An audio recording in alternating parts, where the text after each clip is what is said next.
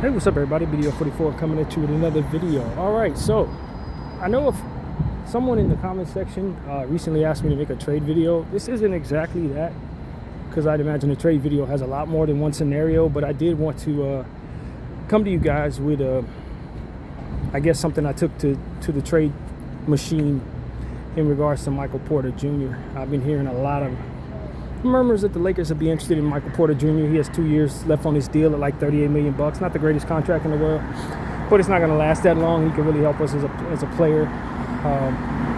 The question is are you willing to give up multiple expiring contracts? Because that's what would be required, is essentially taking all of your expiring contracts and then sending them to Brooklyn for MPJ. Now the question is that something you'd actually want to do?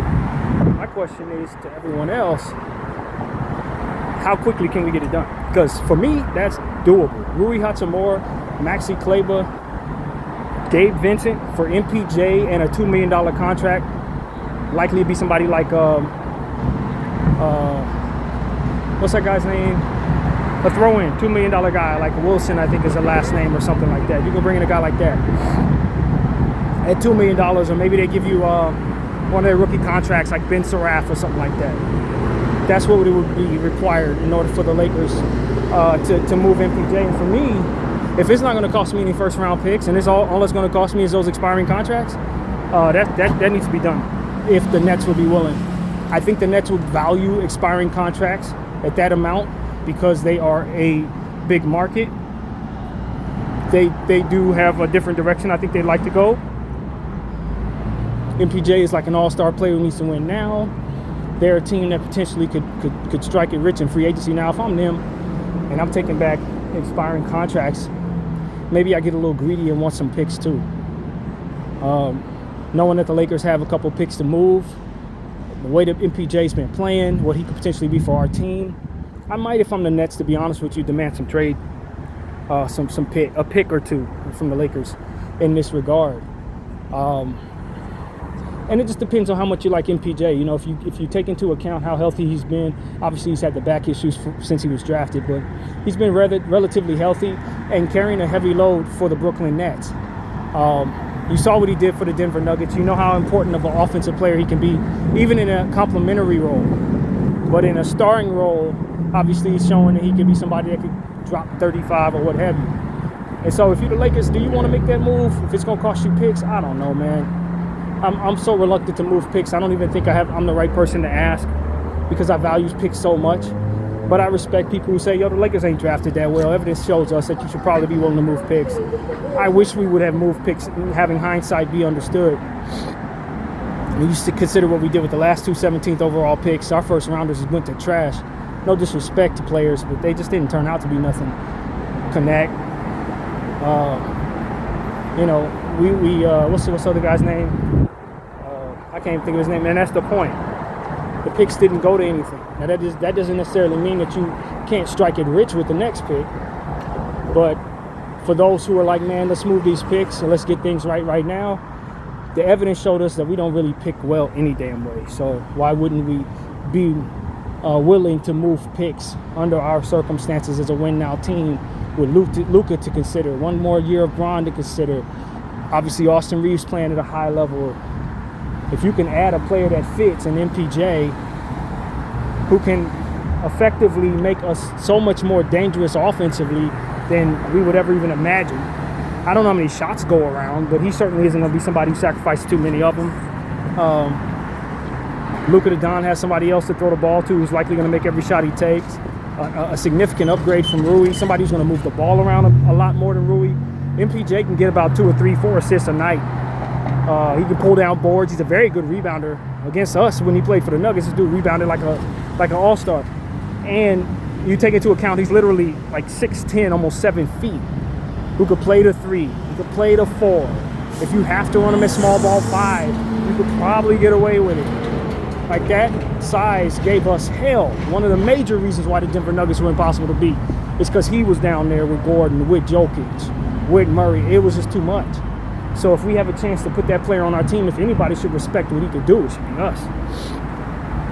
And so with all that taken into account, I'm more inclined to add a first round pick to get him than I would be to get, say, some of the other pieces that have been rumored. I think he fits. With him being on a 2-year deal, it meets our timeline. With it being a 2-year deal, it could be an expiring contract next year. So if you happen to want to move on from it, it should still be very valuable. I think that's a nice piece to have, man. Especially for the next 2 years. If it's not going to cost you but Rui and two players that you desperately need to get off your team anyway, and Gabe Vincent and Maxi Kleber, I think that's a win. That's a win for us. And in a situation like that, we create some roster spots in theory, maybe one roster spot in theory, if we have to bring back like a Tyrese Martin or something like that with the $2 million. That's a nice, I mean, the Nets got a couple of guys on that $2 million contract that aren't horrible, you know what I mean? I think Tyrese Martin has shown that he could play a nice little role, you know what I mean? He doesn't suck at all. And they also had another guy too who's making $2 million at the power forward spot. I think he might be somebody who's one to take a look at as a throw-in, but I don't know how much leverage you have to choose. They're probably just going to give you something, one of them players at the $2 million spot to make the numbers work. It'll probably be Tyrese Martin or something like that. So, you know, I mean, that's pretty cool. Like, if you're the Los Angeles Lakers, you got to feel that this is a piece at that height with that fluid of a scoring punch. If you're going to move on from Rui, who's a highly connective, big body, not connected, but highly efficient shooting big body player, you want to bring in somebody who can be an upgrade like an MPJ. So I think it's actually something the Lakers should really strongly consider if the Nets are interested in such a package. Now, if I'm the Nets, is that the best package I can get out there for MPJ? I doubt it. I doubt we win a bidding war for MPJ with a team like OKC or a team like, Houston or whoever would be bidding. I don't think we win that. But from a Laker perspective, should you have interest? Yes, I think so, man. I think so. And look, man, I'm a different type of cat when it comes to expiring contracts. I just don't value them like most people do. I think free agency's hit or miss. And if I can get a guy like MPJ, that's who I want to get in free agency, right? And then I get the ability to have him on a set contract and be expiring next year. If push comes to shove, he's just an expiring contract I can move at the deadline. He's probably helped me in the playoffs be a significantly better basketball team. God forbid he gets hurt, but at least he's not going on for multiple years. If it becomes a situation where the back acts up, yeah, it screws up your situation, but it's not like he's tagging you along for multiple years. You got to stretch it or something. So I think he would love to re-sign with the Lakers in the event that he enjoys the situation here. Obviously, LeBron James coming off the books, you probably got his money. And he's showing you in Brooklyn with a bigger role, he can do bigger things. So it's like, there's a lot of different things pointing in the direction of this being a really nice get for the Lakers if they decide to get him.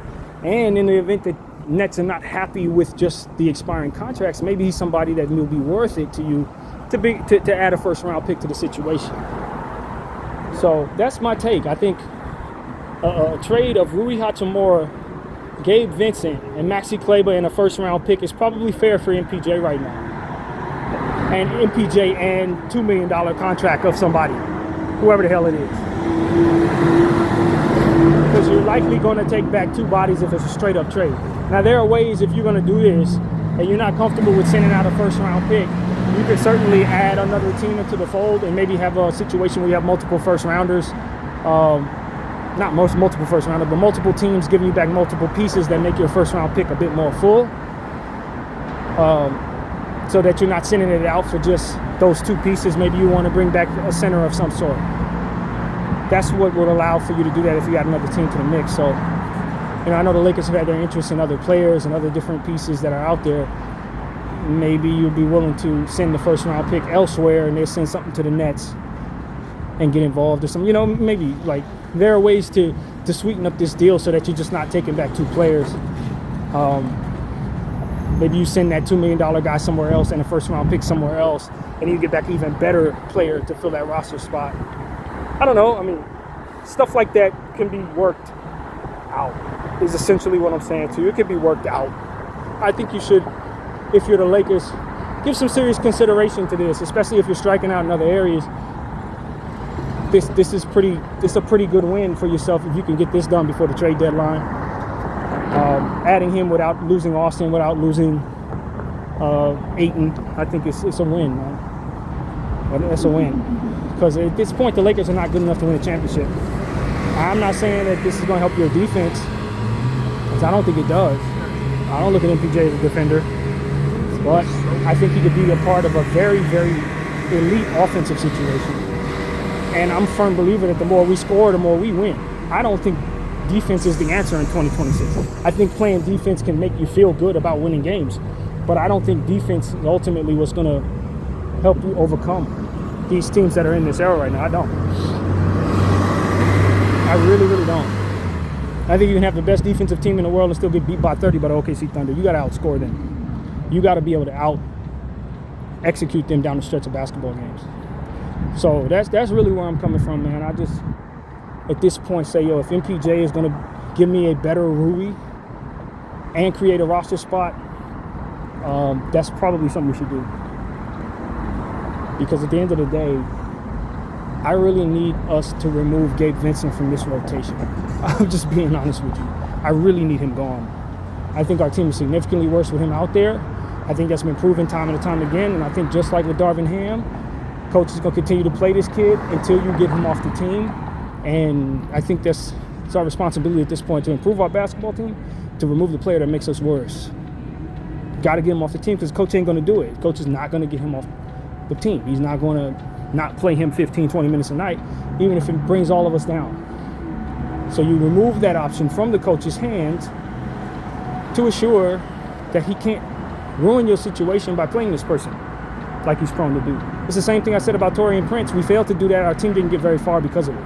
We played Taurean Prince all through the playoffs. We were out of there in the second round. And we knew damn well that every lineup we had was better without Taurean Prince.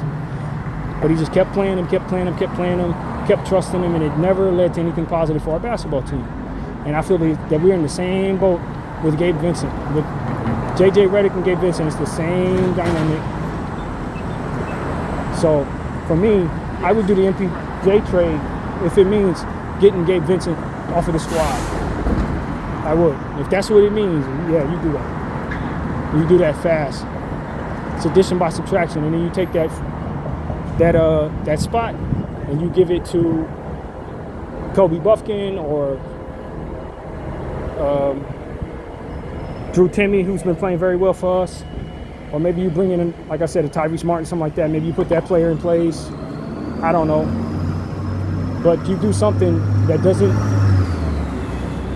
require you benching a guy that the coach refuses to bench. You know, you waving a guy to keep the coach from playing him so much and hurting your team with the players. So that's my take on it, man. I think that the Lakers could really consider what good can come from doing that. Because at the end of the day, we're having a hard time certain lineups, and it's because coach is committed to giving this guy 15 minutes, 20 minutes a night so he can launch 2 threes, maybe get 1 assist and 1 board. That type of productivity is unacceptable for a player you're committing that much money to, $11 million, that much playing time to, 15, 20 minutes a night, and that's all you're getting out of him?